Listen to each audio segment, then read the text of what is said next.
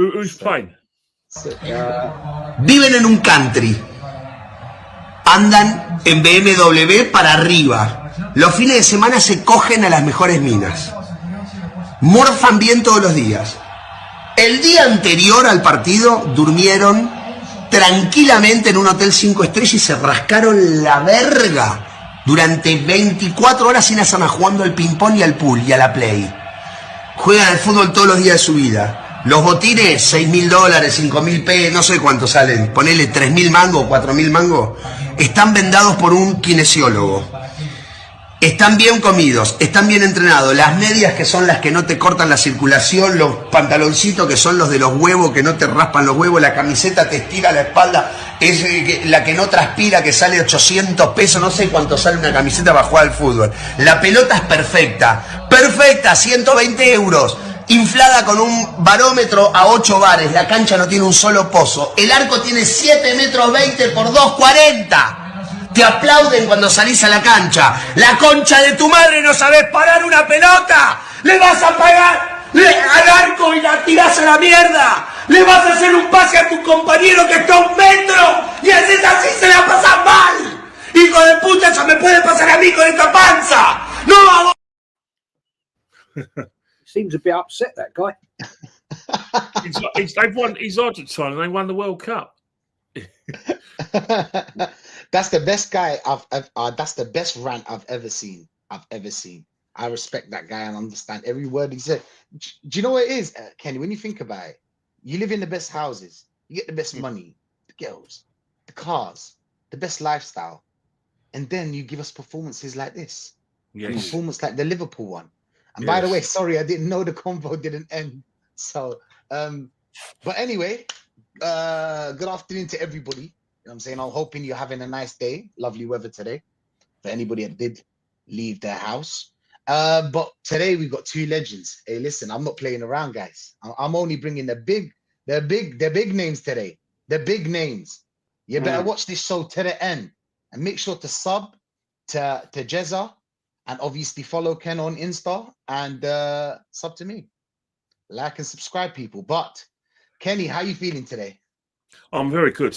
You're right. The weather's been fantastic. In respect of this week, just gone. We've had wind. You believe wind? Early first few days of September. Then we've had rain, and then we've had boiling hot sun all in the same day sometimes. Yes. We've got this great weather. It's an international break, but the biggest bugbear next week: tube strikes. Start tomorrow. Tube strikes right up until Thursday, and the tubes will be back to normal at 8 a.m. That's when we start going to get tubes. So what it's like in London. Tube strikes. Because remember, you guys are talking about your lovely cars backstage, Jaguars. You're a Mario car. Me, I'm a Londoner. My wife's the one with the cars. She's the one with the. She loves Range Rovers. She absolutely loves one. She made sure she got one. It's ours anyway. But yeah, I'm the oyster man. Got loads of oysters. I own about 6 or 7 oysters. There's one with a certain manager's name on it. If he doesn't deliver the title. I can guess the manager already. But Jezza, how are you feeling today? It's been a lovely day. This temperature is me. This is just nice for me. When we went to France for a couple of months, it was just so hot every day. It was just getting my nerves really. I'm back to been out lovely day today. Been out to a car show in the Jag. Great day out with a buddy of mine. He's got a classic Triumph Stag as well. And it's been a beautiful day. Thoroughly enjoyed it. We had a little picnic and it's great. Loved it. Nice. But where else to start but the game against Liverpool? That shit show that Arteta gave us. A lot of people actually texted me and they were like, hey, listen, I think Arteta's a coward. I think we were wrong about him. I really did believe some people turned after that game. And that's why I think Josh did that whole meeting, because Think about it. Josh should have done the meeting before the Premier League. Why would you wait until the third game? But we'll get into that afterwards. Today's show, why is it called Support and Criticize the Club? Yesterday we were live with a certain Arteta in, and he was telling us, "Oh, you guys only criticize United. Oh, guys only criticize." We like, no, we're the level-headed fans here. Okay, we're the level-headed. We actually want the best, and we actually rate. Because think about it, if you're not rating your manager and you're not pushing him to win titles, then you don't really rate him. What is he doing there? Because I haven't seen, we had the best window apparently. We'll get to that afterwards as well. But no one's saying we're going to win the league. So I don't know. It doesn't make sense. We have the best defense. We have the best midfielder in the world. We got the best striker. I don't get it. But Kenny, how did you feel about the whole Liverpool game? Well, Liverpool, my position hasn't changed from the time I saw the team sheet, and I saw Liverpool's team sheet, and I knew how Slot's going to play. I knew how Arteta was going to play, regardless of whether he had these full team out. He was always going to play that way. Probably wouldn't have the same personnel, but it was always a case of contain and, you know, like I said, get the numbers in, frustrate, and then see if they can nick it in the end, which is what he wanted to do. He was never going to go expansive against Liverpool, and Liverpool were never going to go expansive against us because of what we did last season to teams that, you know, gave us space in the midfield, particularly. We just pressed the life out of them and squeezed them and actually mullered them. So Liverpool, just as cautious as we were, we just got to remember that. But the problem is that we kind of didn't anticipate the fact that Liverpool won the title for a reason. They didn't win the title because Salah had got the goals. They won the title because that in-game management was fantastic. Let's not forget, yesterday they conceded 2 goals each against Bournemouth and Newcastle. But hang on here, the substitutions, when he needed to win the game, came off. You know, he made positive substitutions, and that won them the game.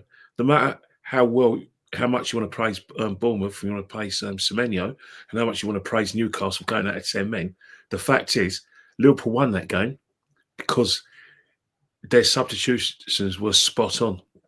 In terms of Arsenal, I still feel that Mikel Arteta was Liverpool's man of the match. There's a lot of fans who believe that, but a day later and a few days later, they're different. Oh, we lost to the champions. You know, you're a bit over the top. It's the 3rd game of the season. How can you say the title's done? Well, I never said the title was done. You know, I just think that all I said is that we should have laid down a marker, and that it would have sent a message to the rest of the league that we mean business. We're not here to mess around. We're the team to beat. And it didn't happen. Liverpool still the team to beat. And the situation is that, you know, everyone says that we were a better side and we should have done this and that. That's their prerogative to say that. But one thing you can't deny is that in the second half, Liverpool were the better team because they responded to the way we played. They got in amongst us, frustrated us, nullified us, and then they won the game. So Mikel Arteta's got a lot of soul searching to do. I know from a footballing point of view, if Arsenal won that game, he would generally thought, yeah, it's our turn now. We can go and win this. And I think every Arsenal fan would have done that, especially the ones who are firmly behind Mikel. They would have made us the title favourites. They would have laid down a marker, you know.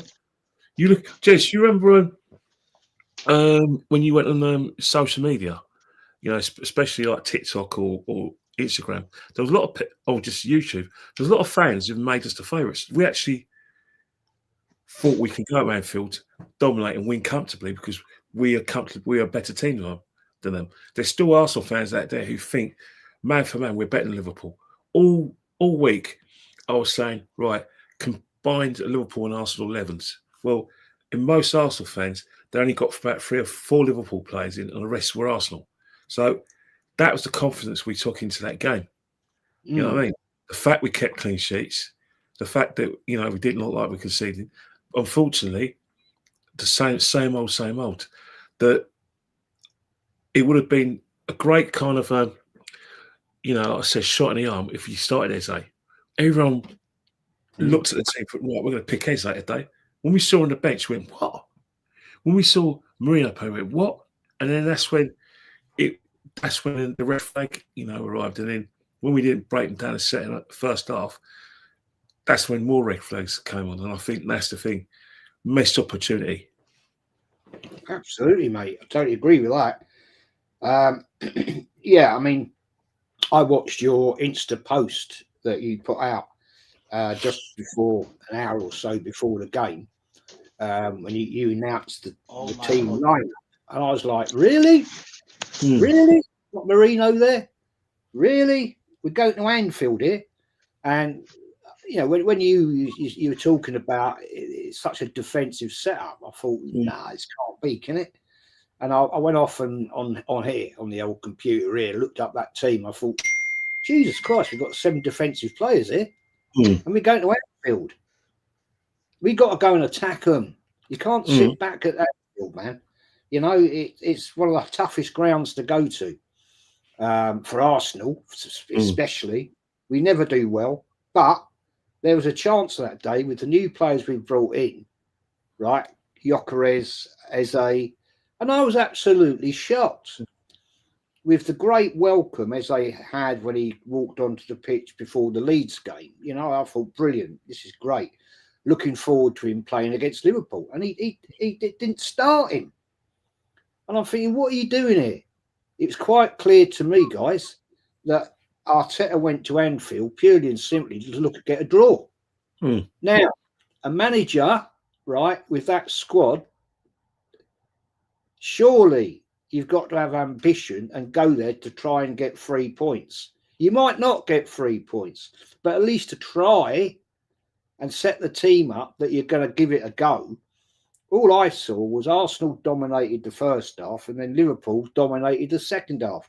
Now, the thing is, domination don't win you games if you don't score goals, right? And we had 1 shot on target. We didn't play well. Certain players shouldn't have been on the park, in my opinion. And it's an absolute shit show, really.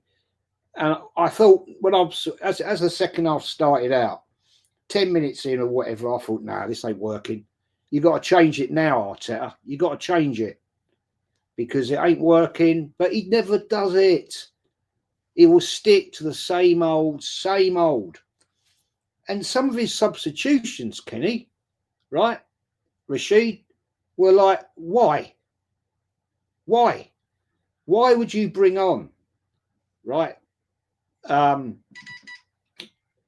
at that not thingy, Bob. What's his name? Yeah, Dowman. Why would you bring him on for that period of time? What's the point? What do you expect him to do? Game's over. It's done. And when he brought on Eze, I thought, what? Why didn't you start him? An impact player. Oh, I don't know, man, with this manager. I honestly sit here and I hate criticising. I'd much rather sit here and be positive and say, yeah, we give it a go. We went to Anfield and we give it a go. We tried our best, but it didn't work on the day. I'd rather be sitting here saying that. I'm fed up of 6 years now of continually crying and moaning. Never used to do this, right? Under previous managers, under Emery, he gave it a go. He'd set it up. All right, you can say the latter years of Wenger, not so good. But he still won cups. He still give it a go. This manager is just so boring. And I'm fed up with it. Even George Graham wasn't as bad as this, his style of football. It wasn't great, but we had a fantastic defence that would get us over the line. You know, not with this guy.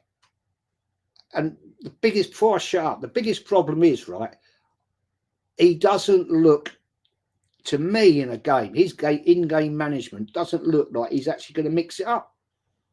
He'll plod it along, then he'll make a stupid change again. And I'll think, what are you doing now? And it'll be too late. And I'm fed up with sitting here moaning, and I'll leave it there. That's exactly why the show is called Support and Criticize. Because the thing is that because Arsenal have been shit for a long time, people haven't really seen us. Obviously, people that have been on YouTube for time haven't seen Arsenal fans be happy about the game and say, oh, what a game Saka had, or what a game, I don't know, Declan Rice had, or something like that.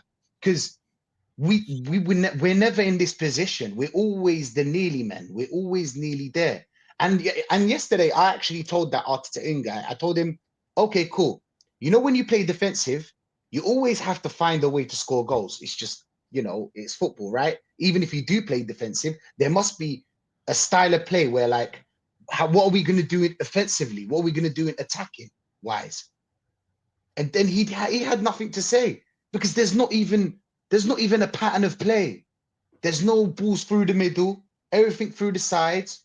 And Liverpool kind of, like, Kirk has had a great game. Not a great game. Kirk has kept Madueke as silent as he could, even though Madueke was the best game. For us to say Madueke had the best game is already a concern. It's already a concern. We didn't expect it from Madueke. And the problem is that Madueke was so isolated, is that even if he beats one man, two man, there's nobody there. Nobody in that box.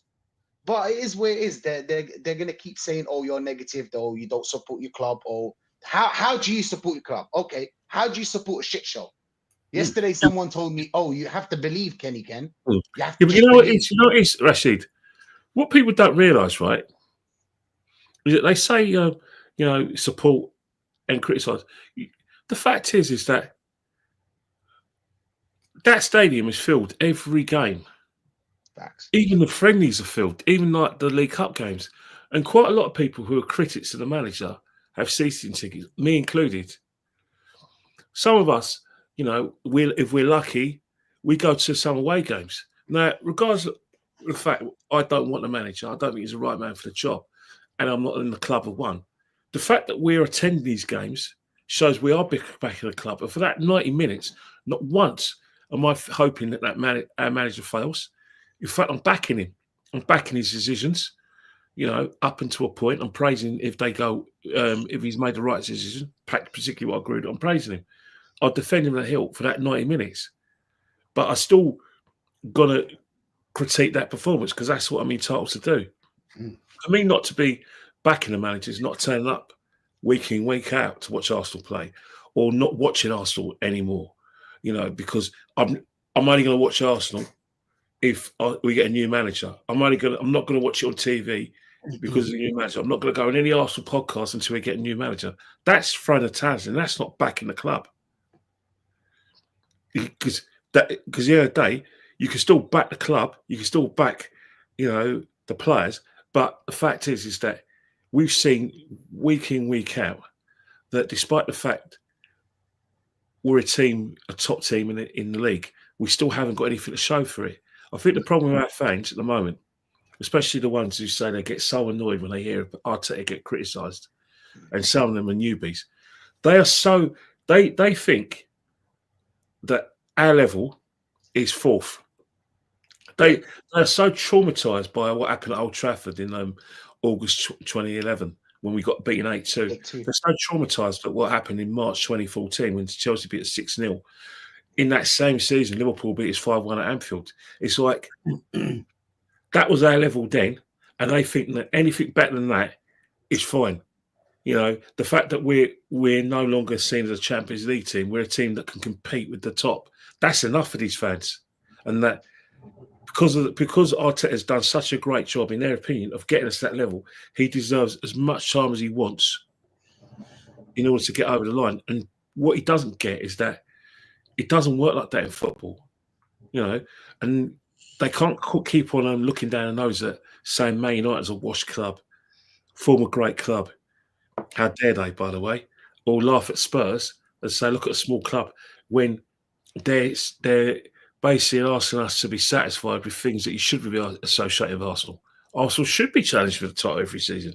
Arsenal should be spending billions of pounds on top players. Our players should be internationals. We should be finishing second on a regular basis. That's a staple diet. That's just you know what I mean. That's just, if you want me to be crude, you expect that. So for Arteta to be praised for that is not on. If that was Man City's results right now, Sheikh Mansour's won't be having it. We saw at Chelsea, when they weren't winning titles and they had similar results to us, that the manager still got sacked. and they were winning trophies. They weren't winning the league, but they're winning cups upon cups. You know, getting it ticking over. Probably the odd European trophy, but manager got sacked because that's expected. You know, Abramovich didn't spend billions of pounds just to do what we're doing now. The sheikhs at Man City didn't spend billions and billions of pounds to do what we're doing now. And I don't think that if the Cronkies are happy with this, then it's a problem. I'm not happy with it. We should be challenged for it every season, regardless of whether we got resource or not. That shouldn't be the aim. That should be the starting point, and then you go and win trophies. And that's the problem with a lot of our fans. They're still traumatized by the last embers of the last ashes of the Wenger years. You know, the thrashings, to our rivals. When we used to play Chelsea away, do you remember that time when we used to have all the possession? They just treat us like boys, beat us up, and then win the game, and then at their ground, or they used to come over at the Emirates, beat us up. There's one game, the 2009-2010 season, we had all the possession, but they won 3-0. They're still traumatized by that. And that's why they think that we've never had it that good. When do you guys think that enough is enough? When do you think that these people would turn around and say, hey, listen, Arteta, maybe you're not the guy? Do you think it's going to be this season? Let's play it out. Let's play it out as if we get a semi-final in the Champions League, second place, and probably not win any cup. Do you think that would be enough for these fans? Would that be enough? Would they back this, Jez? Probably. Would they back that? Probably. Let's look at it, right? Yeah. Second and Champions League final. That to a lot of these fans is a trophy. Right? I was watching that show you was on last night with Shane, yeah. And the delusion I was listening to, I was like, where are you coming from here, man? You're obviously supporting the wrong game, because winning the league is that's the object. Winning a cup is the object. Yeah, and that's what the game's about. Coming second means nothing. And I don't get this. Kenny, you nailed it, man, before. And I do not understand where these fans have come from, because I don't remember that being acceptable 10, 12 years ago. People got the ump. And we were walking, we were showing their discontent by walking out or not turning up or having a scrap at the Emirates, arguing. Nowadays, it's all a get along gang. Oh, well, yeah. It's always like deflection, right? Oh, well, next year. Yeah, the year after, right? And I've heard people say now, right? Great window. He needs a year. He needs a year to settle the players in. Fuck off, man. Right? You've had your time, fella. You've had your time. Now, the only time I can see these really, really Arteta fans churning is if we're sitting, let's just hypothetically say at Christmas, we're in 6th, right? We're not doing great in the league. Things are going a bit shit, right?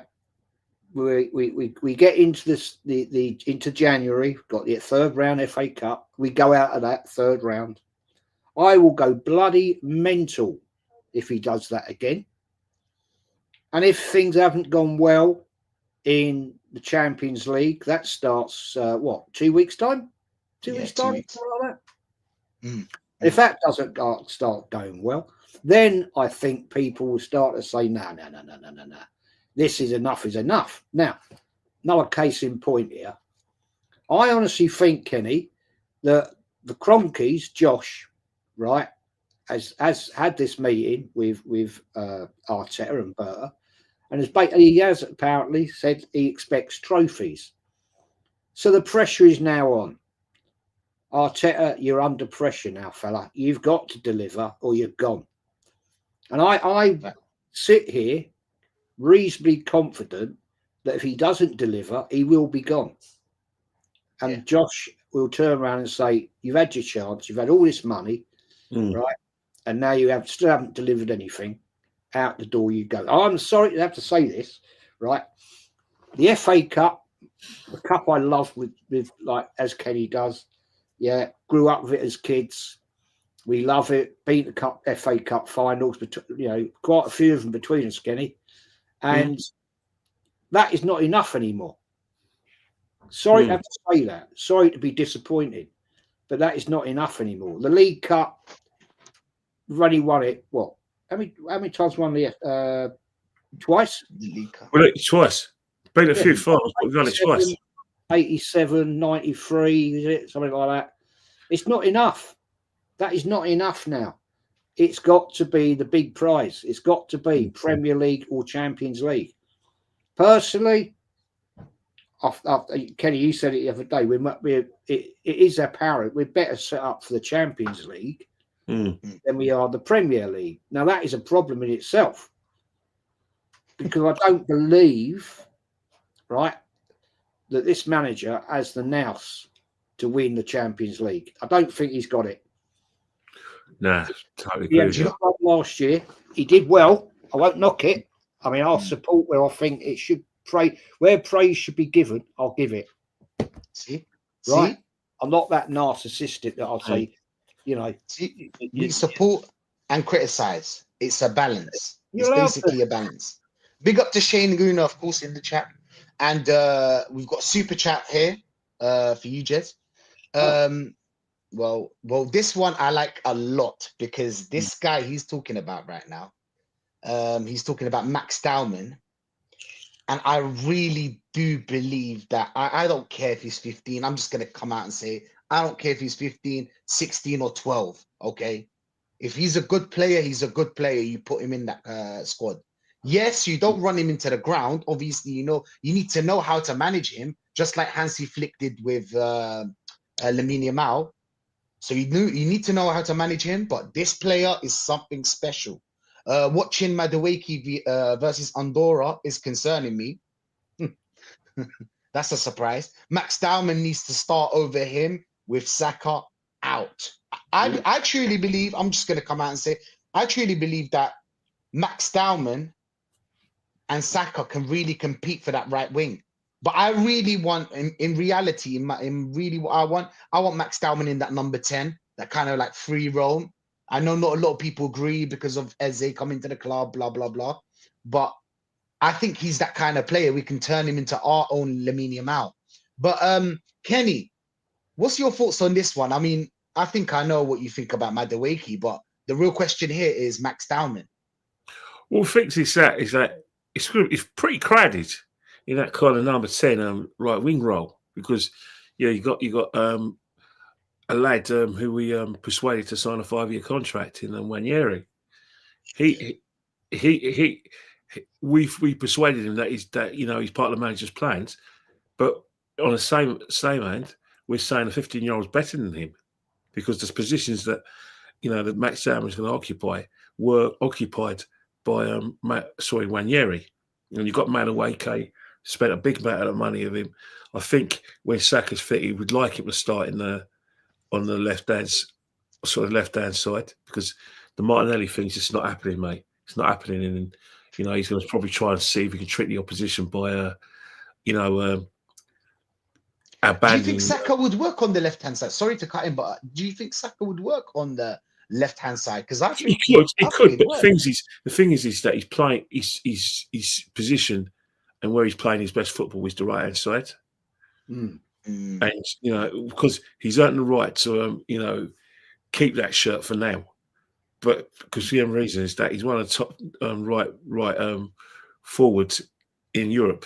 Don't know about the world, but in Europe, 100%, he's close to being world class. If he gets a few more goals and he gets the numbers he should be getting, I don't think we'd be talking about Max Dowman. We'd be excited about Max Dowman. What we're doing, Saka, for a player of his ability, should be scoring the sort of goals that Frank Lampard was scoring for the midfield for Chelsea. Saka can easily do that, if not better than that. He should be doing that, especially a team like ours where we're always on the front foot. in terms of like, Eze's situation, the good thing about having Max Dowman, having Saka, having Madueke, having Eze as well, is that the manager's he's got options now. He has got a selection headache, but a good selection headache. But for him, the problem with selection headaches, anything that encourages this man, that tries to persuade the manager from changing the way we play, is a problem for him. Because we've seen how he plays. He's so embedded in the system. He's so embedded in the personnel, where you look at the Max Dowman, for the time being, it is going to be impact off the bench. He will trust Madueke more than Max Dowman. Saka is his boy. But what's your opinion, though, Kenny? Would you play Max Dowman Personally, over not. Madueke? I don't know.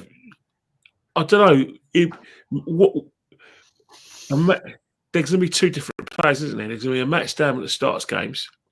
Max Dowman that starts games is going to be a lot different from the Max Dowman that comes in as an impact substitution when the game's already won, and when opponents are just thinking, you know what, if we can get through this in the last 15 minutes and get this point or hold on to this win, we'll be fine. So they're not thinking. So they say we've got to concentrate. So they're already under pressure. And you've got this fresh lad who's pushing them back.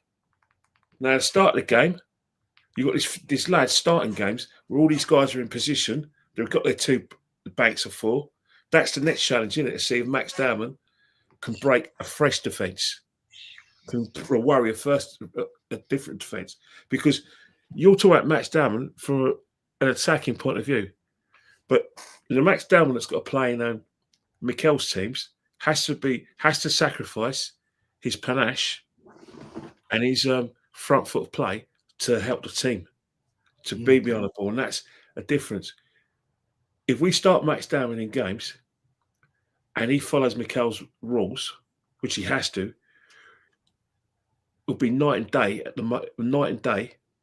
from the Max Dowman that comes to the bench that excites you all to what Mikel's going to require from him. And then it'll be a situation where he may not be able to do that. Don't get me wrong. If he's good enough, like a lot of people think he is, he'll overcome that because Yamal can.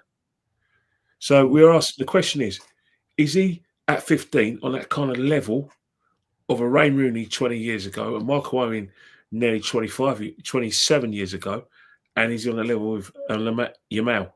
I don't know. I'm on the fence because I know what how Mikel expects his players to play from start to finish. And in terms of discipline, he definitely puts more onus on team shape than individuality. And that's my big concern. At 15, at 16, look at Joe Cole. When I see Max Dowman, Joey Cole, when I was growing up, he's probably 10 years younger than me. But when we were in Islington, and obviously I was going to Arsenal, I was playing, like I said, football at Market Road. If you live in Islington and around Cadone Road, there's a place called Market Road. The talk was Joey Cole, local boy, look at goal. Look, he's got these skills. He's better than Gaza. He's going to be Gaza. Get him at Chelsea. Mourinho got hold of him. Did you see Joey Cole play like Gaza? I didn't.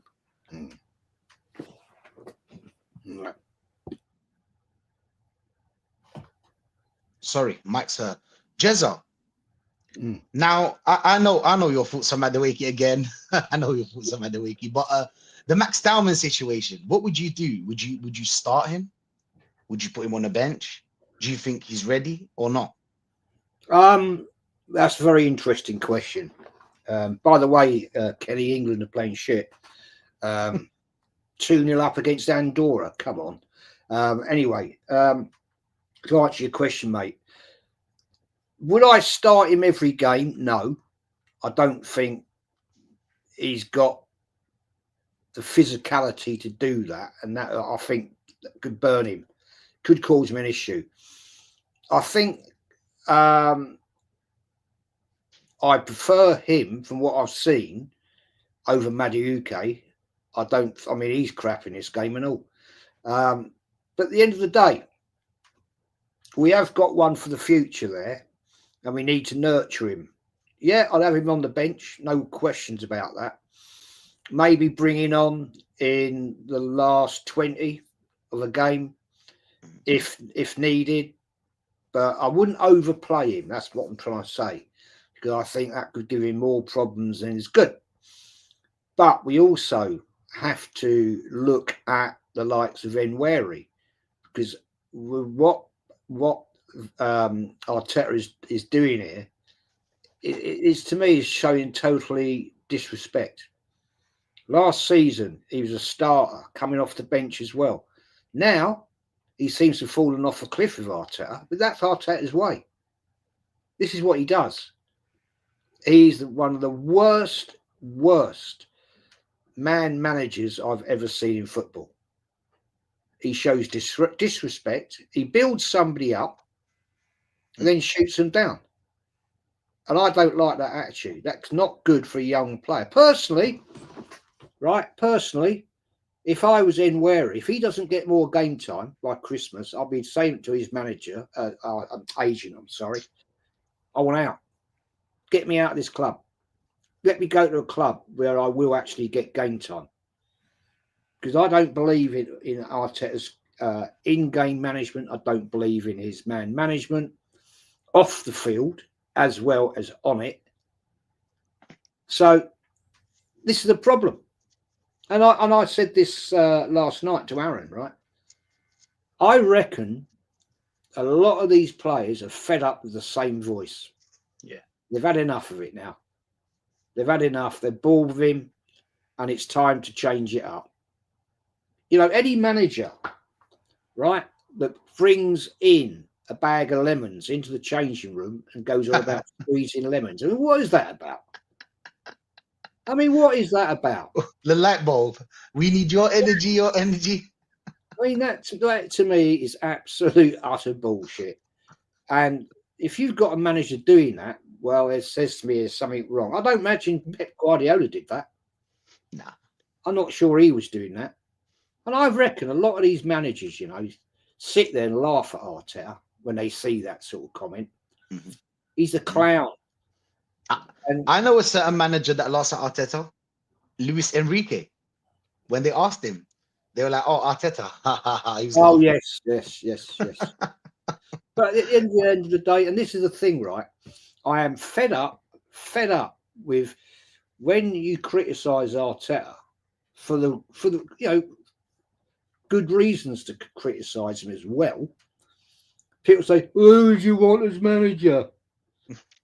Well, at the end of the day, there's loads of them out there.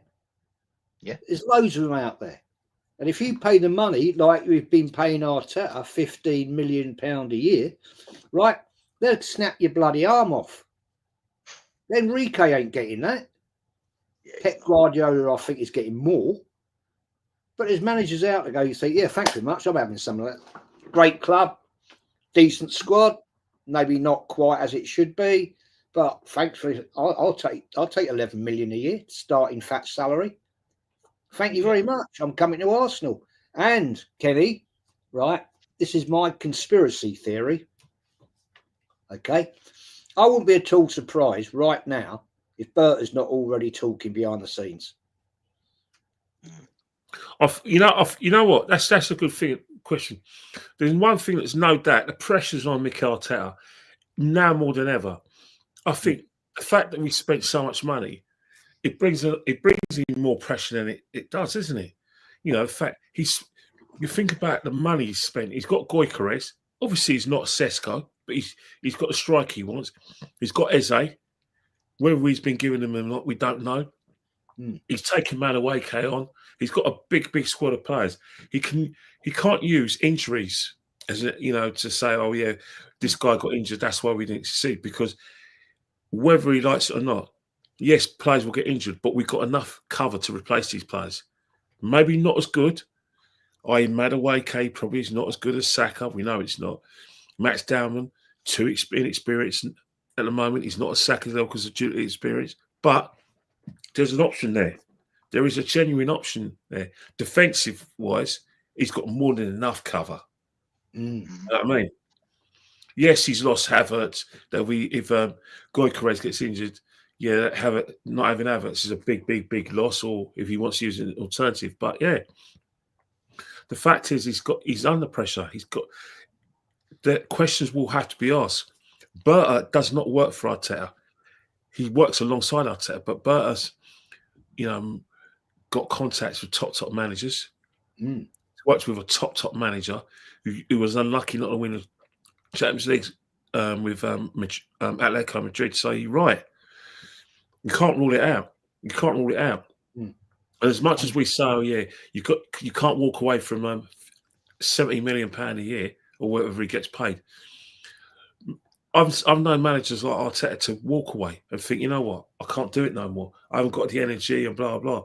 He could walk just as much as he can be removed from his job, especially if we finish second again with behind Viv, and we get 75 points and Liverpool get 90. Yeah. In point gap, that's not compete for the title. Or we finish like third, go out to the Champions League quarterfinals. Don't do well in the cups, and he thinks, you know what, I've taken this club as far as we can go, because there has to be a point where he has to think that he's taken as far as he can go with all the resources he's had, the teams he's built. Some managers do that. Some managers do that. I don't think Arteta's that kind of guy, Kenny. Though we don't know that. Someone... We don't know that. We don't know that. It's always a shock when managers quit well in advance. I didn't see Klopp leave. I knew Klopp. Klopp may have been capable of doing it, but no one saw Klopp. Klopp's announcement coming. I didn't see it coming. I just saw a guy that business as usual, working his nuts off, and then he makes an announcement and said, look, I can't do this no more. Mick Arteta is more than capable of doing that. More than capable. Do you not think, he's a bit too arrogant for that? Yeah, that's what I was arrogant. Yeah, he's arrogant because he wasn't under pressure, but he's under pressure now. Yes. Pressure, expectation, and people doubting you dilutes your arrogance. Doesn't matter how much people support you. When you've got people actively in the media saying, well, this is Arsenal's last hurrah, they're actually questioning his job, whether he did a good job. He got a lot of criticism for what happened at Anfield. Yeah. Theo Walcott wasn't backing him. If you watch Theo Walcott on NBC TV, he didn't like the team lineup. He thought Arsenal were negative. He thought Arsenal came for a draw. This is Theo Walcott. Yeah. So, and that's an Arsenal man, even though he's a Liverpool fan. And then you've got Roy Keane, who was critical. They're not backing him no more blindly. They're not doing it no more. They want Arsenal to deliver. So that's pressure in itself. So his arrogance diluted a bit. Doesn't matter how much his acolytes or like the Arsenal fans who are paid to agree with anything and not criticise anything say. He's under pressure because the football people know that he has to win things. 100%, man. But Annan put another super chat saying the league title is the bread and butter for 5 teams in the country. Arsenal rapidly falling out of the 5.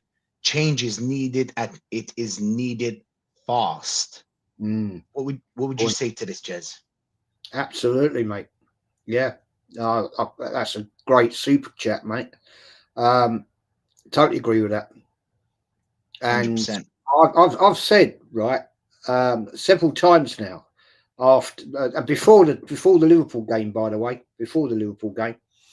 right, the Man United game it was, in fact, where we scraped the 1-0. Both teams were bloody awful on that day, bloody awful. But okay, you could say they're negating each other. But let's be right. Yeah, supposedly we've got a better squad than Man United. Supposedly. But we just dragged it out, longed that game out. And it was another set piece that scored us a goal. Fair enough. Okay. I'll take it on the chin. But the thing is, if by Christmas, and I'm just going to say this, right? If by Christmas we're sitting in like 6th, 5th, 6th, then that to me is time for him to go, because he's showing no ambition. And at the end of the day, look, let's be honest. We know we're going to get the stories, people to talk about, oh, well, we can buy in the window in January. I don't believe we'll buy anybody in the January window. The money's gone. The budget has been spent. There was that chat, wasn't there, from Josh saying there's going to be a war chest. Well, I think that was a war chest this summer. Yeah, it was. But we're still stuck with some players that shouldn't be here. Why is Jesus still here? What's he doing? He ain't appeared anywhere. So what are we going to do with him then? Just cancel his contract like we like to do? Get no money for him? This is a concern. I don't think this is going to happen too much now with Berta here. I think Berta's a bit more shrewd in the fact that he will try and get players out and get money. Maybe not big money. But the problem is with Arteta, as Kenny just said, fantastic. I hadn't thought about it like what Kenny said. He is a very arrogant man, but the pressure. He's under pressure now. It's on him from the owners, it's on him from the fans to a point, and it's on it from the pundits. So it's a tricky time now, Mr. Arteta. You've got to deliver, and you've got to deliver big, because you've got a game coming up at home against Forest. No, that's no walk in the park. You know, I think they signed Mourinho, Jez. Sorry to cut him. I think they signed Mourinho. Not it's not official yet, but Mourinho is very close to Nottingham, and it's going to be a big problem. I want Mourinho to come back just for the show and, for the bants. He's so funny. He's such a character. But we need. That must be a loan move, isn't it? It's got to be a loan because the window's shut now, isn't it? Oh no, the manager Mourinho. Oh, sorry, I beg your pardon. I thought you were talking about our play. I thought, oh God, thank God. Oh. But no, I don't. I hadn't heard that one. No, I haven't heard that one. Yeah, no, it hasn't happened yet, but there's speculations that Mourinho is going to sign for Nottingham Forest, and I'm hoping it does, because just for the band, just for the character, you know how he is. He always animates the Premier League, always. But I've not heard this at all. Mourinho going to Forest. Yeah, because Nuno's got sacked. They sacked Nuno. Oh no, no. Yeah, I think they sacked Nuno, or there's a problem between him and the owner. There's just something going on in Nottingham Forest, and Mourinho could be the next manager. And Nuno came out and said, he told the world that me and that guy, I can't pronounce his name, but have a big problem, and they don't see eye to eye. But we will see. Big up Jalil. Marcus as well. Huh? Doesn't that guy?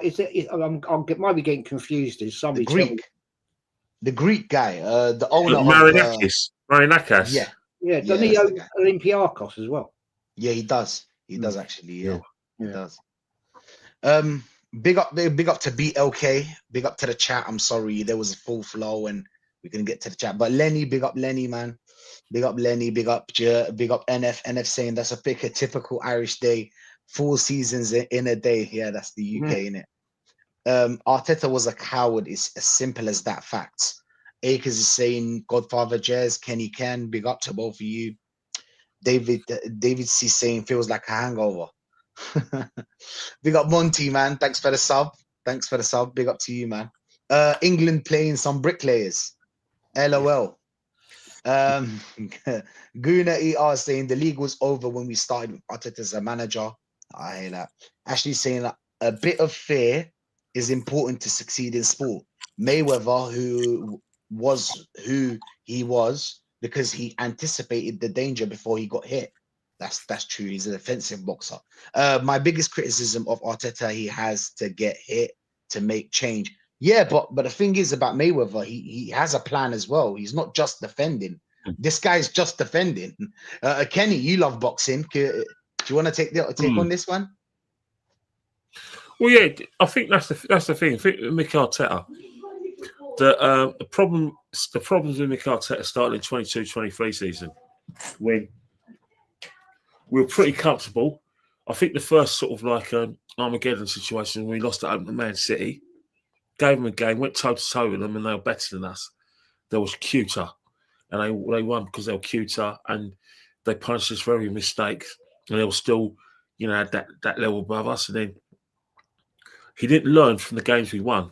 I always say that when you win a game, you can win well and win badly. Like, look at Liverpool. Everyone is criticising them for the fact they beat Bournemouth 4-2.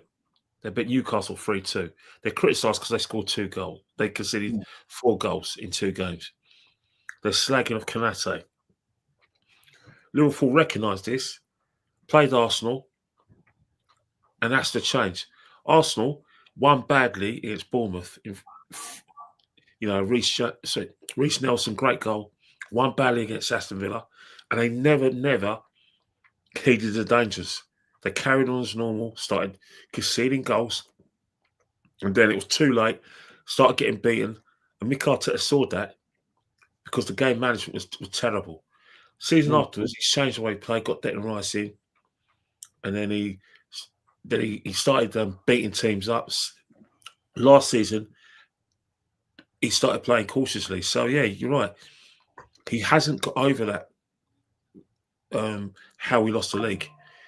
He kicks himself because he thought we were too open, and we're never going to be like that again. We're never going to play the football, the 22-23 season, because he feels what we did to teams last season who played open against us, that will happen to us. He knows that. That's why he's always going to be cautious. So, Ashley's spot on, absolutely spot on about how Mikel is approaching things, and that's why.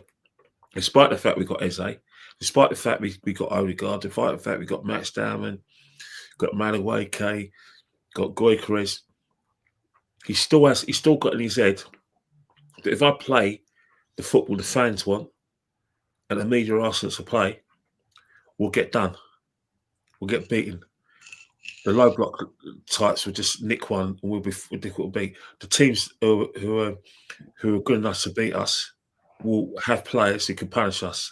So we have to be compact. We have to be difficult to beat. It's not going to change until we get a manager who hasn't got the scars of 22, 23. We need a manager with a CV, just like we liked Berta and what Berta's doing. He has a CV. That's why everybody likes Berta. But Ashley saying he cares more about proving a point and winning. Everyone knows our best team. He's not helping Gyökeres at all. Facts. Guna ER is saying the minute Havertz comes back, Gyökeres is dropped. Jezza, do you think it's true? What do you think it is?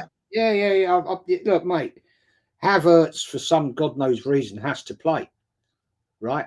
We know that. I don't know if it's in his contract that he's got to have a certain amount of games or a certain amount of game time. I have no idea. But I think Guna ER, I think you're bang on there, mate. I think as soon as he's up and running, he'll be in that team. And you'll see Gyökeres or he'll be on the bench. Oh, shit. Probably out Havertz at some stage in the game. But Arteta will shoehorn Havertz into that team. It's given. Don't know why, but that's the way it is. Sadly, to the detriment of a far better player, in my opinion. Gyökeres, I think he's far better. Havertz is washed, and not for me, buddy. But Kenny, I have to say, England are shit, mate. Only can beat and 2-0. Come on. You had it on in the background. I think we all had it on the background. One thing we saw, man. If there was a team that played low block, i.e., defending their goal line, Andorra did it. You know what I mean? I don't think anyone could break him down, especially our players. We're not used to sort of some. You know what it is? Some teams in Europe are so used to playing against teams like that they can actually open them up and still play well. England, we just it's not in our psyche. We're just not used to playing international type football in order to break down low blocks. It's not in us. No. What we want to do is just. Isn't that a midfield problem though, Kenny? Could be. You know, the midfield, but Declan Rice, right? no, you know it is. We did try. Madueke did try to get behind, but he just couldn't. Rashford did try to get behind. He did do a few flicks and try to do the overlap, but it was hard even to overload them. You must be watching Mikel play and Dora. Yeah. It probably was. They probably big up Yessa in the chat. Big up Yessa, man. Rich99 is saying big up Rachid, Jez, Kenny. Smash the likes up. All I say now to obsessed Arteta fans: no Wembley, no finals, no trophies at the moment. They have zero argument. No, they do. They do have arguments. Trust me. But Screenplay is saying, "Oh, you mean in the title, the club, as in Arsenal? I thought you meant the club channel, as in Slad." Okay. Screenplay. That's what I meant. I meant Arsenal. I should write Arsenal next time. But actually saying, how are you starting Martinelli when they have a number 10 at right back, a team that struggled against 10 men the week before? Weird. Zay saying, I'm tired of being of the banter club. I'm sick and tired of our deluded fans. Trust me, that's why we're here. Big up Joa, big up Gavin, big up AFC, big up Grima. I'm just gonna call you Grima. Sorry. Our fortunes won't change whilst Arteta's in charge. His peak years were 2023. Like Mr. from yes, 100%, man. That 2022, 2023. He said it perfectly. Kenny said it perfectly. It's never gonna happen again. And big up to Waffle Don, by the way, for the raid. Big up Waffle Don for the raid. AFC saying nearly 1,900 days since our last trophy. No way. 1,900. Oh, I have to do a stream on that day, 1,900. That's mad. Abramovich is the best owner I have ever seen. Ruthless, sacked about 15 managers, but won about 20 trophies. Hey, listen, all I saw since starting watching football, the clubs that sack managers are the ones that are usually winning trophies. 100%. Real Madrid, Chelsea. Go on, Kenny. Man City sacked managers. Remember, the Man City sacked Mancini. They sacked Pellegrini as well, and before that, they sacked Mark Hughes when they first bought the club. But you're right. You know, Pep is proved unsackable. But if he carries on, if Man City is still, fallible, next season, I think this is Pep's last season anyway. But another reason why Arteta's under pressure, and I've overlooked it, but I don't think you two have overlooked it. Man City are fallible now. They were fallible last season, and we didn't sort of like put them to the sword. We didn't capitalize on their fallibility. First 3 games, they showed they're still fallible in certain areas of the pitch. So that's pressure in itself, because the media, i.e. your Jamie Carragher's and your Gary Neville's, said in words to effect, Pep's just too good. You can't beat Pep. You can't take titles off Pep. And then forgetting that Klopp did it in 2020. Pep this, Pep that. The last season, Pep was fallible, but it was Slot who took titles off him. And now they're fallible. It was a free way for the title. Now we're saying it's a 2-horse race because they're fallible. But we're not the favourites. We're still showing that we can't take it by the grab it by the nuts. Put them on the table.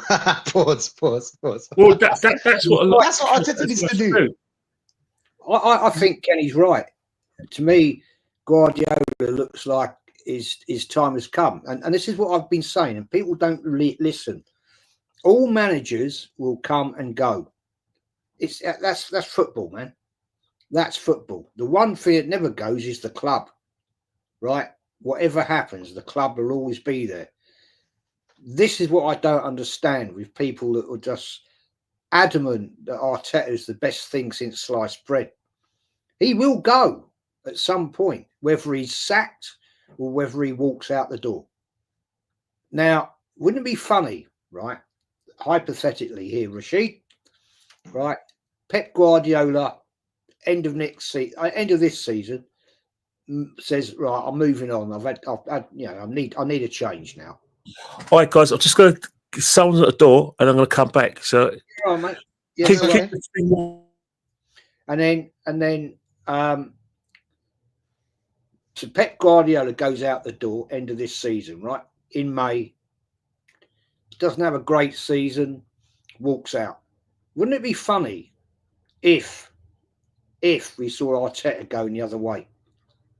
Now that would be interesting, wouldn't it? Now that would be very interesting, because do you think, right, the owners of Man City would take Arteta?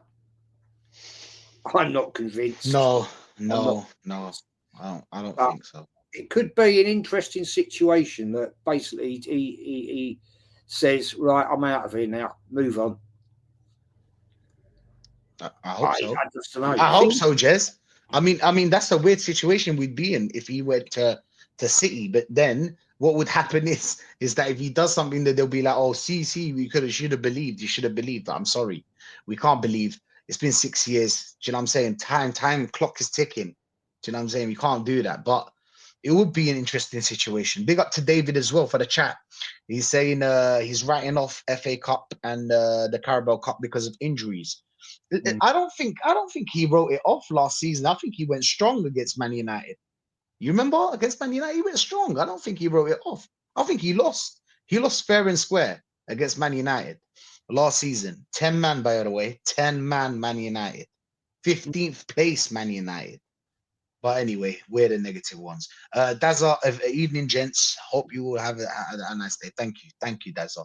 My guy, Dazza, a real one. Paris Mandem, evening to you as well. Leverkusen sacked Ten Hag after 2 games. I know, I saw that one, David. I was laughing. Ten Hag is shit. He's rubbish. Man. 2 games. Jez, they gave him 2 games. They sacked him after 2 games by Leverkusen. They didn't care. They didn't wait for the process. Why didn't they? He doesn't have all his players. Why don't you wait? Yeah, I didn't know that. Look, I'm not one person who's going to sit here and profess I know all about European football. I don't watch it, apart unless it's Arsenal. Maybe you should say that. People say, well, that's wrong, Jez, because you should watch it all. No, I ain't got time, mate. I've actually got other shit to do. But yeah, I mean, that's the club saying, oh, okay, Christ, this ain't working. Out you go. That. Unfortunately, we all know, Kenny would agree with this, I'm sure. It's the Arsenal way, mate. We've hung on to managers way too long in the past when they should have gone out the door. Case in point, Bertie Mee did great, and then it all went to rat shit. Personally, to me, Bertie Mee should have got sacked after the 1972 FA Cup final. He started to let players go, or Arsenal started to let players go. We didn't replace them, and we went downhill. The Terry Neal saga, well, that was an interesting one. I was on the protest, Islington Town Hall, to get him out of the club. I was young then, crikey. And we did it with Wenger. I loved Wenger. I thought he was a great manager, brilliant manager. When did you think Wenger should have left? Wenger should have left, in my opinion, about 2009. Yeah. Snap. You know, I say snap. And I say snap is because the game in itself, I think the minute Ronaldo's free kick went in, it was a few days. It was sandwiched in between the semi-final of the FA Cup when he played Chelsea. He took off Van Persie and Adebayor, and then Julius Dropper went down the field and made it 2-1.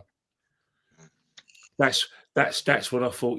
No more, because I thought that under Arsenal we're incapable of winning the big games anymore, and that we will never win a title with him anymore, and that he was tactically being sort of outwitted by even the smaller managers. And don't even talk about our record in Europe.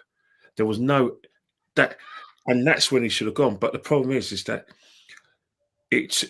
it was like drips and drabs. If you said in 2009 that Arsene Wenger should have gone, you would have been shouted down and bullied or kicked off forums. But when after the Man United game we lost 8-2, that's when fans started to come to play. Up until 2014, it was quiet. After 2014, we all thought he was leaving. And then when we did realize it wasn't leaving, there was more people following all three of our leads. And then it got toxic. It didn't matter that we won the FA Cup in 2015 and 2017. By that time, everyone wanted him gone. Even his fans were thinking, yeah, I think it's about time. Because if you think about between like 2014 up until 2018, those are the times when it became really toxic. 2016, 2017 season was very bad at the Arsenal. Toxic, Paratice. That's why I left, Kelly. Yeah. I mean, that's when I left. Yeah, that's it. I mean, he had credit in the bank, right? That's the difference between a Wenger and obviously the credit in the bank. It runs out at some point. You know, the question is, Rachid, yeah. I think to balance things out, and we've got to be honest with ourselves, because we haven't won anything about under Arteta. I think that Arsenal fans tend to forget how bad things got under Wenger towards the end, and it's not. We're just talking about results. It's how they felt about the club and about the manager, because a lot of people fell out of love with football under Arsene Wenger. Now, because some people stopped going under Arsene Wenger because we knew that he shouldn't be there, and it was just so bad, and that he was. We basically thought he was a stumbling block to our success. And let's not forget, when Arsene Wenger left the club, he just left the scraps, mate. He didn't leave a top team. He didn't leave any foundations. He left scraps. I mean, he left a defence that included Koscielny and Mustafi. You know, just factor that in and inject that into your veins. He left a defence of Mustafi and Koscielny. Players like that on big wages. He left us Hector Bellerin at right back. Yeah. So when we glorify Wenger as opposed to Arteta, we seem to forget that how bad things were towards the end under that man. And I don't call him. I call him that man. Why? Why? I need to ask. He's true. And I think he left the club in the shit. Arsene Wenger really left his club in the shit. He left the team in the shit.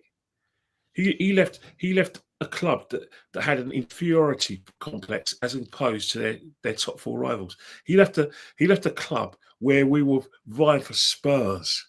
Yes, as top dogs in North London, and Spurs were top dogs in North London. Inject that into your veins. What that man did to that club, our club. I think Kenny, you've just answered the impossible solution, right? This is why a lot of fans love Arteta, because the argument is always the same. Oh, but he's made the club great again. Yes, to a point, he improved the club. Yes, I will give you that one. But in his ownership, in his stewardship, right, he ain't won nothing. He won an FA Cup, right? Fair enough. I love the FA Cup. We all know that. But he ain't done nothing else since. It's all very well coming in and sorting out the dog shit that was left behind by Wenger. And it was terrible. It was awful. The man had been here too long. But I will put up with that for... I didn't want Arteta from day one. But the fact is, he did sort out the dross and sort out the crap and everything like that. But at the end of the day, right, he ain't done nothing else. He ain't moved forward. But we gave him a CV as well, Jez, when you think about it. No? Who? We gave him a CV. We gave Arteta a CV. Because now he's got Arsenal on his name. He's got he managed Arsenal. Yeah, but when he goes, mate, sorry to interrupt you, right? When he goes, after this legacy of failure, right? Continued failure, Who the hell, big club? I'm talking big club here now. One of the big European clubs. Who the hell's going to come in for him? I can't see anyone like Barcelona, Real Madrid, Bayern Munich, PSG, any of those sort of clubs, or Atletico Madrid. You need a CV. You need to be a major winning. The trophies on it, mate. Yeah, but you know, like it's football. You know, like football's become like politics. It's about spin. Football, and it's probably become like show business. It's how you spin it. You know what I mean? Like, for instance, Arteta. As long as you've got people in the media, as long as you've got people like Martin Keown saying that Arteta's turned the club around, and that is substantiated by people in the media, then he will get jobs. He didn't win at Arsenal because he wasn't given this. It wasn't because he wasn't quite good enough. It's because he wasn't given this. But don't you think the 1 billion would come to an account, Kenny, where people would say he got the 1 billion? When it comes to football management, if your face fits, you're never going to go hungry. You're never going to be unemployed. He will get jobs on the basis that there's always going to be for every person like me, you and Jess saying, well, it's not good enough, there will be 10 times that saying it was a great job he done. And then when you've got people saying, when you've got 10 to 1 saying that he's done a great job, then he will get work. He will get those jobs, abroad. You know what I mean? But not with a big club. And that's the thing. Look at Nagelsmann, young manager as he is, but he'll get good jobs. He'll get good jobs.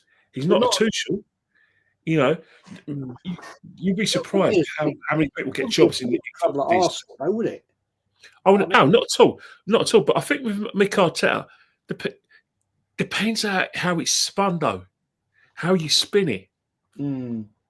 That's the thing. We should never underestimate the amount of goodwill he's got on his side. Let's not forget, he's got managers like Pochettino who played with him will speak up for him. Mourinho speaks up for all the Spanish and Portuguese. Guardiola, who everyone listens to, will big him up and recommend him. So, and if I was Mikel Arteta, we know it's not good enough. But if I was Mikel Arteta and I had all that backing, I would say, look what I did at Arsenal. Look where they were under Arsene Wenger. When I took them. And look at them. I turned Saka into one of the best players in Europe. Look what I did with Saliba. Look what I did with this and this with that. Look how much money I brought into the club because people in football are obsessed with money. And look at the Premiership, the most difficult league to win in the world, with Pep and his big money. That's like winning a trophy. That's how you will sell it. Because if I was an agent, that's exactly what I'd do. Cool. Cool. He'll probably get jobs. But big up to Danny. Danny just he just dropped super chat for you, Jez. Big up to you, Danny. Look how he's got 6 stars. Look how he's got the 6 stars, rubbing it in that they won the Champions League 6 times. Screenplay is saying Saka's another Jack Wilshere, a talent that could have been. Do you guys agree with this? Do you guys agree with this Saka one? Because he is regressing. Let's be honest, he is regressing, but could be the injury, could be the style of play. I don't know what it is, but it's not the same Saka. And let's be honest, it's about time Saka starts scoring 15 goals. Do you know what I'm saying? Or 15 assists, or putting big numbers. I think look, I've been saying this since about March this year. I think a lot of these players are bored with his tactics. They're bored with his style of play. They're bored hearing him every day of the week when they're training. They're on the up at London Colney training, bored listening to him in the changing room. Sometimes it does need a new voice to enhance the way the team play. I mean, let's be fair. Saka's a very good player. He was burnt by Arteta when he had a very small squad and played him when he didn't need to play him in certain games. Right? Played him against Crystal Palace. We didn't need to play him against Crystal Palace in the cup. Didn't need to do that. And this is the problem. And I think if I was Saka myself, I'd be very pissed off with Arteta. I get it that Saka wants to play, but there's certain times when the manager has to turn around and say, "Nah, sorry, mate, you ain't playing. I'm resting you. You've come back from injury. You're not coming out today. Go and sit in the stands with your girlfriend or whatever, right? But you ain't playing today. Don't need you today. Don't need you against this team, right? Rest. I want you to rest up." Personally, for me, with that injury that Saka had, when he had that grade 3 hamstring, he had surgery, right? I'd have said, "You're not playing the rest of the season now. You're not playing, no more. You're going to sit down, you're going to rest, go on holiday, go abroad, go to Saudi, go wherever you want to fucking go. But you ain't playing no more." But no, Arteta did because he had to. And that's his fault. That's his fault he had a small squad. He made the statement, Kenny. Did he not? I don't want a big squad. Facts. Kenny, what do you think of this one? Pep's like that. Him and Pep and managers in general don't want big squads because they want continuity of selection. It's a so-called trust for those three managers. You know what I mean? They don't really, you know what I mean? When you get your circle of trust, you're undroppable. And to be honest, give Pep his due. He has been right because the people who he's placed in his so-called trust have given him trophies. They gave him a treble.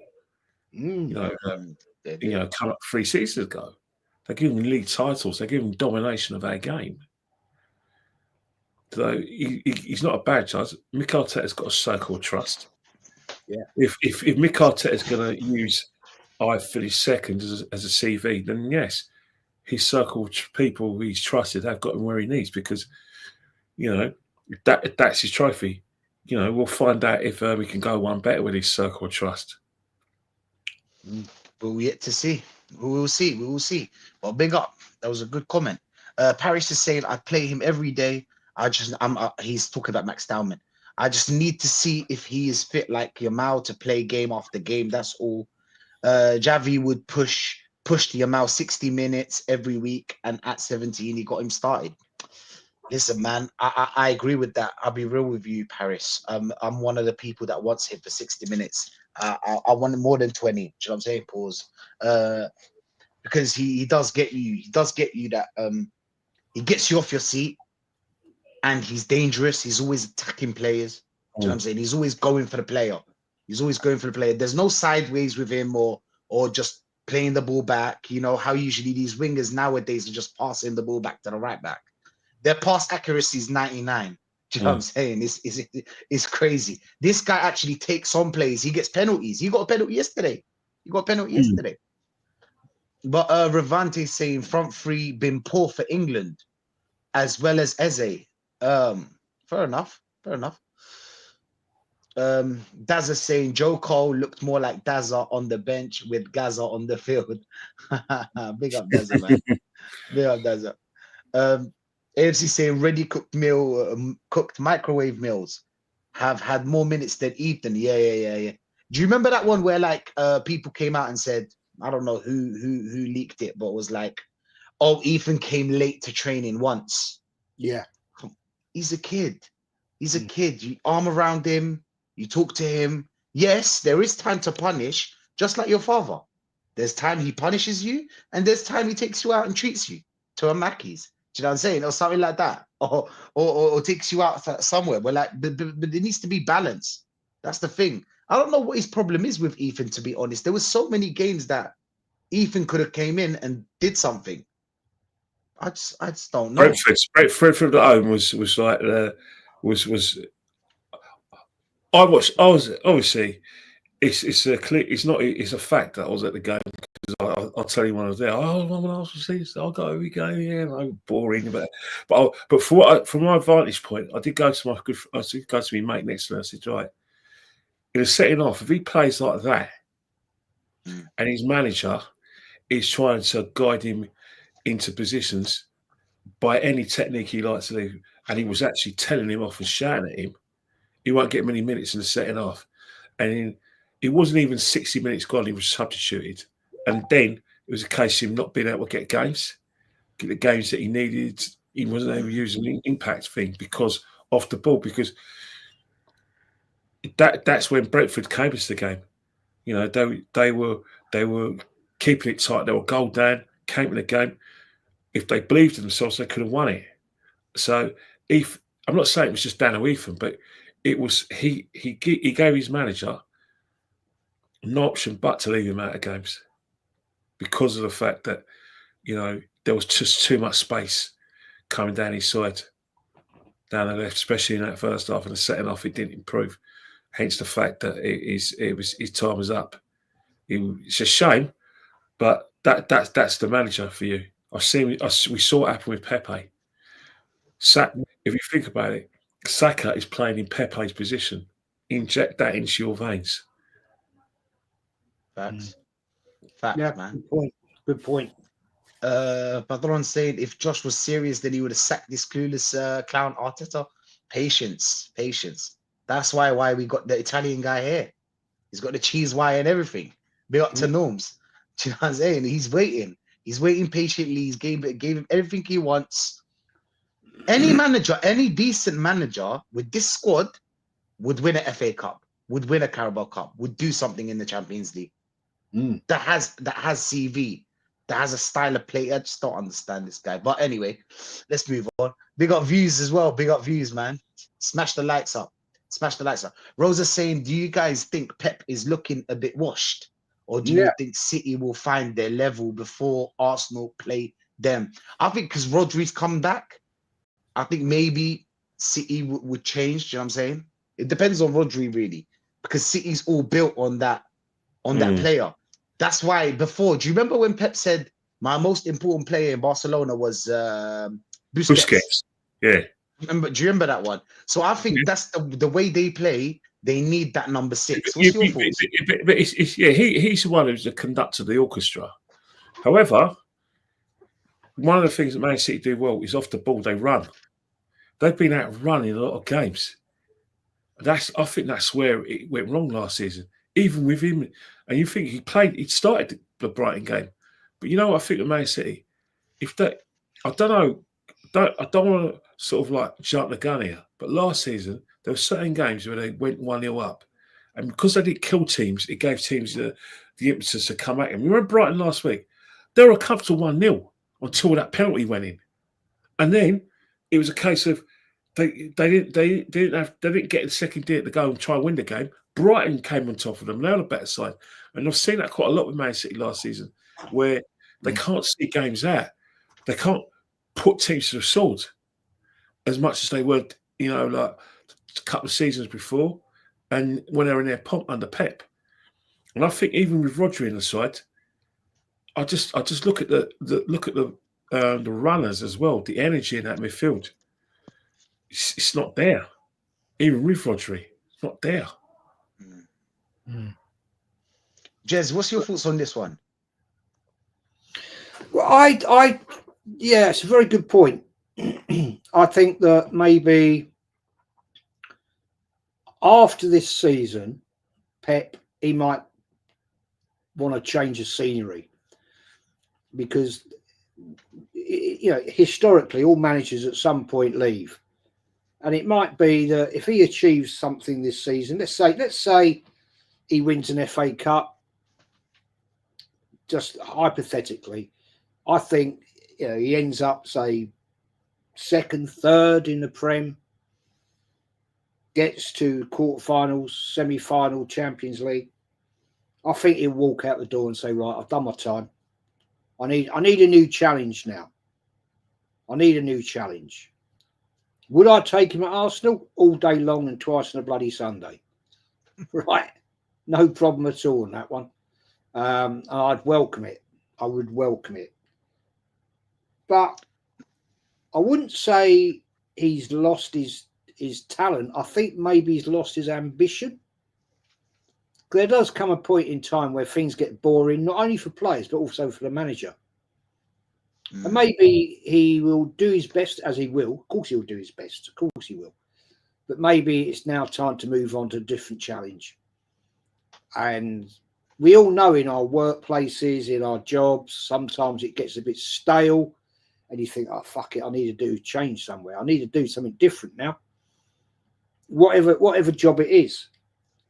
And that's no different to a football manager who thinks, I've achieved greatness at this club. I've won everything I could possibly win. Winning a treble. I mean, come on, man. Jeez. That's something else, isn't it? And maybe this guy's now thinking, I'm not saying he is thinking this. This is just me, pontificating. That maybe come the end of this season, he'll go, I need to move on now. 100%. At some point, it all happens to us, like you said. But big up to Danny for the super chat. Thank you for the €50. Big up Rachid. Arteta's most sackable offense is playing. You know which one I like. This is the one I like, Danny. This is for you. This is the one. No, we don't win this match because here, one player here, totally free, and the other here, and Gabi has to come to stop the shot. It's focus, guys. Focus and heart. I don't ask you anything else. Nothing else. But I want to see a different team there, guys. A completely different team. A team. Now I don't see a team. I don't see a team that wants to play in the Champions League. Look at how he's only talking to Nuno Tavares. Why? Why?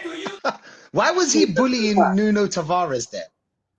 Looking at that clip, we all know where that comes from. Yeah. The players to me are looking at him like, are you some sort of prick? You know what I mean? Dancing around, shouting in people's faces, right? And he's like, you can see some of them, they're like, what are you talking about? What are you talking about? Now, it's a well-known fact. At half-time, this is a fact, Arsene Wenger used to walk into the changing room at half-time. If Arsenal weren't playing well, and they not say fuck all, he'd just stare at people. Just stare at them. And he'd have stood there, and people would be thinking, really? What's going on? And then he'd just say nothing. Because he knew what. No, let me start again. I'm cocking this up. The players knew what Arteta expected from them. Right? He didn't have to say anything. And they'd go, they'd be looking like, around, what the fuck? He ain't saying nothing. And that's a well-known fact of what he used to do. He'd just stand there for 15 minutes, half time, and say nothing. And the team would go out and improve and win. This manager prancing about, right, in the changing room, drawing on his little bloody board, doesn't do anything. Shouting in people's faces. You can see some of them players are like, what the fuck are you talking about, man? We're losing because of you. You're the problem. BOK is saying Elliot and Morgan Rogers swap deal on the rise. Wow. Hey, let's not help that. Big up to you, BOK, by the way. Thanks for the super chat. But let's hope that doesn't happen. Let's just hope that doesn't happen, because that Liverpool squad is looking scary. That's scary. That's real scary. Tell Terry Flewers to talk about Liverpool and say that they're scary. Yeah, but you know what's happened? With people like Terry, and his new apprentice. He's that guy who supports Tottenham. What's his name? Henry, whatever he calls himself. Everyone now, and that goes for Goldbridge as well, and everyone else. Arsenal are the gift that keeps on giving, especially in terms of social media fans. Our presence on social media is just unbelievable.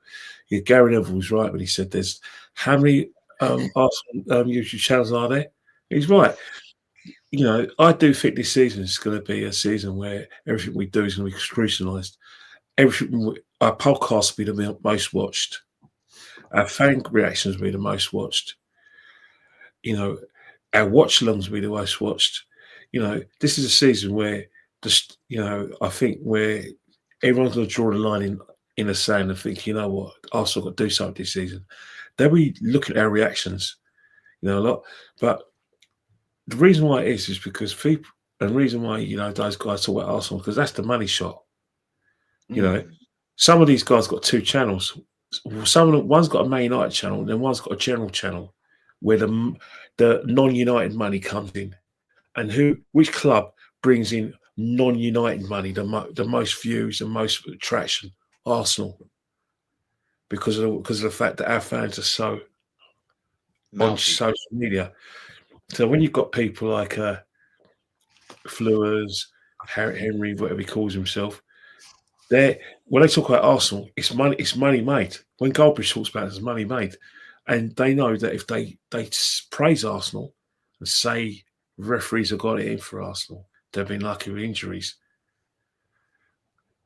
Arsenal fans who love people talking about Arsenal when they're only praising them will watch their stuff. They love it. Oh, look at them.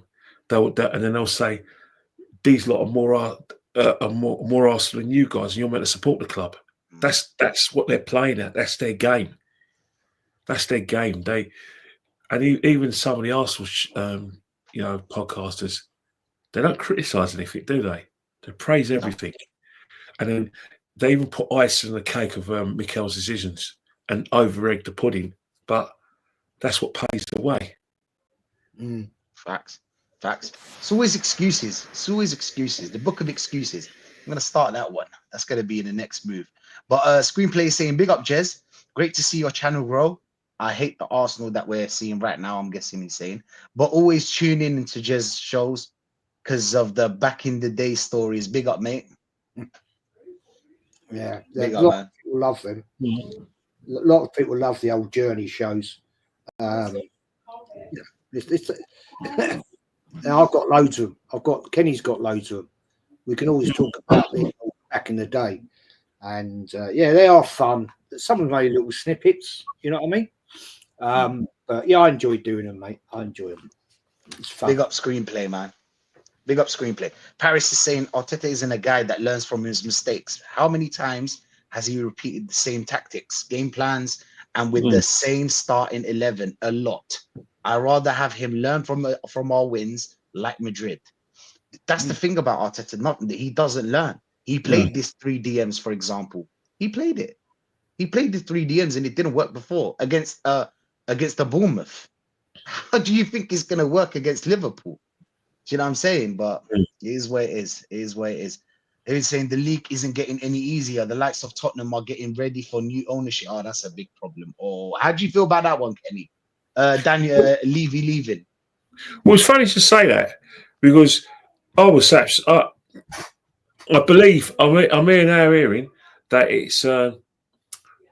it's been something that's been in the making for maybe a month or two, and they just wanted to get the managers on board, get the season started, and they make a decision. At first, I thought it had a lot to do with the fact that they'll get a new ownership in. But what I'm hearing is that Jolis's children just want to be more involved. And in essence, they said, well, we're here now, we're taking over. And they basically told them where to go. You know what I mean? They told them that, we want to be the face. And that's what happened. Got them to do all the work, got them to build that wonderful stadium. But I've been there quite a few times for Arsenal games, obviously. And I've been for the boxing a couple of times. Easily a better stadium than ours, but it's more modern. And in the fact that whatever you say about the man, he's not a football. He hasn't brought football success to Chelsea, to Tottenham. But from a business point of view, even without Champions League football, they were a financial powerhouse. You know what I mean? And then can you imagine what would be like if they actually won things on a regular basis? God forbid win the Champions League before us or get into the league. But they're going to be that he's left them in a good financial state. You can't deny it. They're not bankrupt. They're probably of the same sort of financial setting as us. Mm. And you think about it, they've had NFL there, they've had concerts, boxing, of course, they've had the rugby league final. So he's been successful from a footballing point of view. He's been bad, very bad. I know a lot of Spurs fans who say good riddance to bad rubbish, because towards the end, they were going to protest. They wanted him out. They saw him as a stumbling block to them getting success. So from an Arsenal point of view, seeing Spurs fans frustrated, it is quite funny because the heat's off us. But saying that, you never know, because when the kids take over, just because they're not very good at what they do, so don't be surprised in about a year's time that they're prepared to sell the club. Interesting. Yeah, Interesting. 100%. The Millet is saying if you take away the trophies won in 8-year period between 1930 and 1938, would you then class Arsenal as a top team? This is not for me. This is for Jez. Jez, what's your thoughts? I mean, Kenny as well, but Kenny, honestly, that is a big question. One, I'd have to say, I agree with that. You'd have to look back and say, well, if we hadn't won the 3 league titles on the bounce, the FA Cups under that management of George Allison and Herbert Chapman, then that's taken a major chunk away of Arsenal's achievements. Huge. Because then the only time we won again was in 48 FA Cup, 53 FA Cup, 53, 54, I can't remember now. And then in the dark ages until we did the double. So I'd have to sit there and question this, because I'd have to say no, we wouldn't be. Kenny, I don't know what your view is on that. Well, he's come with an excellent point, because obviously when you think about Arsenal, we were only a period of domination is that period that the Millet 9257 mentioned, and he's got a very pertinent point. He can even go as far as to say that for a lot of times during our history, there's been lots of gaps between us winning trophies. From 1953 to 1970, didn't win anything. No. Anything. From about 1971 to 1989, we didn't win the league. We haven't won the league since 2004. That's come up to 22 years. We went 9 years without winning trophies under Arsene Wenger, who some people say alongside George Graham was our best ever manager. In between Arsene Wenger winning the double in 98, we didn't win anything until 2002 when he won the double again. So there has been gaps in terms of our history. And we're in a 6 year of not winning anything now. And let's not forget, 1979 to 87, we didn't win anything either. So it is a personal point that this guy's making. There is way too many gaps in our history when it becomes just trophies, let alone league titles. You know what I mean? It's not good enough for a club of our size and our reputation. 100%. 100%. Do you know, the Millet, I've never ever thought about it like that. Never thought about it. And that is a fantastic point. Kenny's just nailed it. Yes, way too many gaps. I mean, you think 1953, excuse me, right down to the League Cup final 68, 67, Swindon Town? And we lost to Leeds United in the League Cup in 68, 69. Yeah, I mean, it's not exactly great, is it? I mean, bear in mind, in the 60s, we had some shit managers, Billy Wright and all that lot. But yeah, Kenny, you bang on, man. There have been some vast gaps in the years where we've actually achieved success. Yeah, I'd have to agree with you, Millet, if that's the case. Yeah. That's a great comment. That one of the best today. Tenaji saying 750k views for Jez. Let's go. What, this Big show? up. That can't be right. I don't know, maybe all of the videos combined. I don't know how he knew that, but Yeah, it's got to be, man. But anyway, yeah, big up to you though. Big up to you. Big up Kivo as well. Big up Kivo. This is interesting because I thought about it. I thought about this as well. Instead of asking the players, "Do you want to win the competition?" he asked them, "Do you want to play the competition?" But then people will tell you, "Oh, because we were out of the Champions League, as in he wants us to go back to the Champions League." Or whatever. That's the kind of mentality we're dealing with. But listen, guys, it's been a hell of a show. It's been a hell of a show. Of course, big up to both of you legends for giving your time. It's already 1 hour, 40 minutes. Shit, that went so quick. That went super quick. I did not feel that. But we'll end it Oh, with it's this. better than watching England play. Oh, Watching the second half of England's game against Andorra, I tell you that, it's much more interesting as well. Yeah, yeah. not bad. They're saying IFTV commentators are saying that Madueke had a great game. Apparently, I just saw that in the chat. But yeah, 100%. I think he got man of the match. He was on the ball a lot.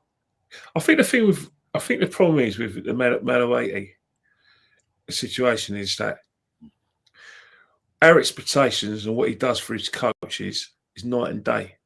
I think the modern coaches give you massive performances if you work hard off the ball when we're not in possession, and then when you're on the ball, you do try to create things and you do create chaos. Doesn't mean you create anything; you create chaos. And I think if that's the modern requirements, I suppose he did have a good game.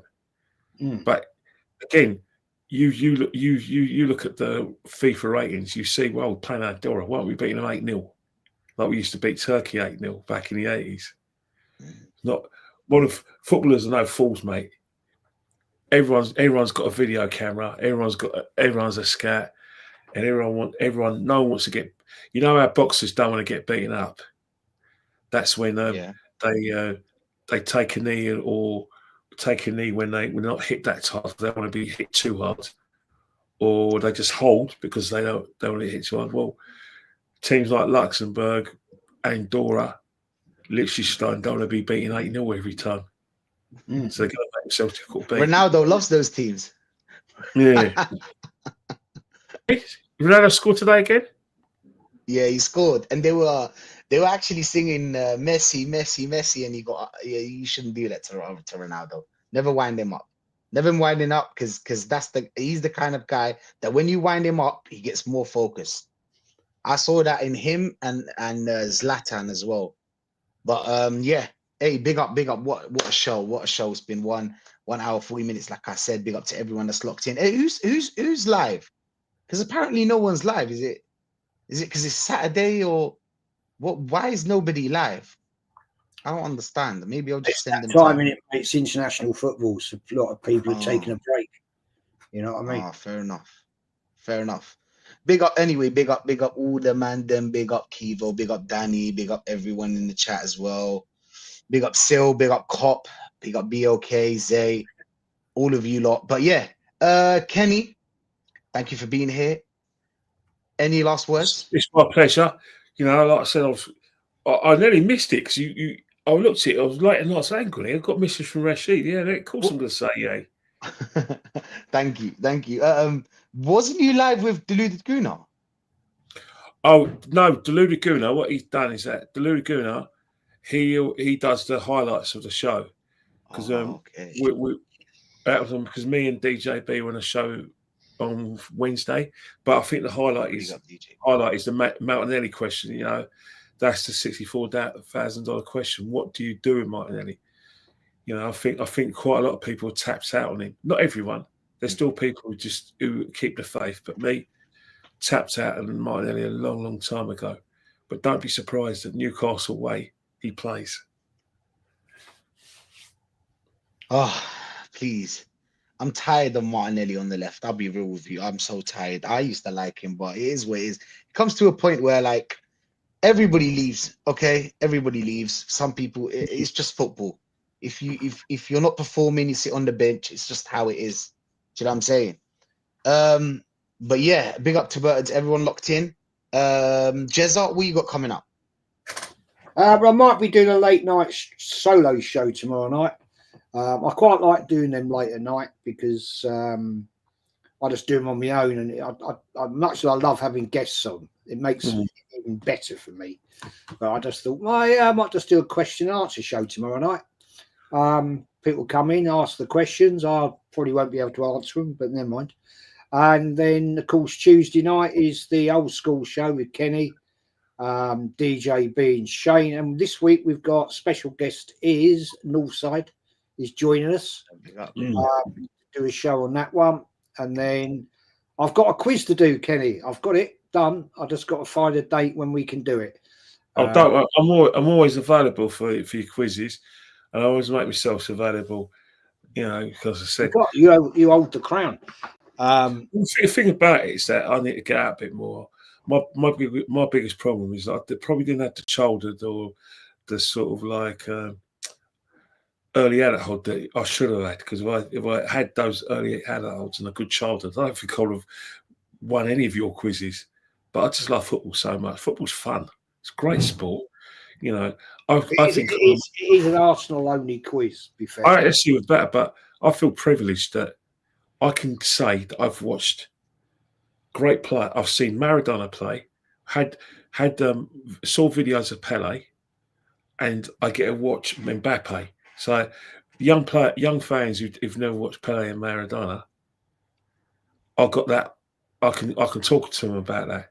They won't believe me, but I'm lucky that I can still watch this eras of players and still reminisce about the eras of the great players previously. Facts. Fair enough. Big up everyone that's locked in. We're just gonna redirect to JSY.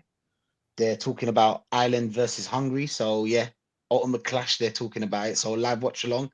Go check it out, people, and have a great evening. And yeah. Oh yeah, it's the Leeds lady, isn't it? She's the Leeds United lady. Yeah. Yeah. Sometimes I watch her, but big up to everyone, man. And we're out, people. Good evening to everybody. And yeah.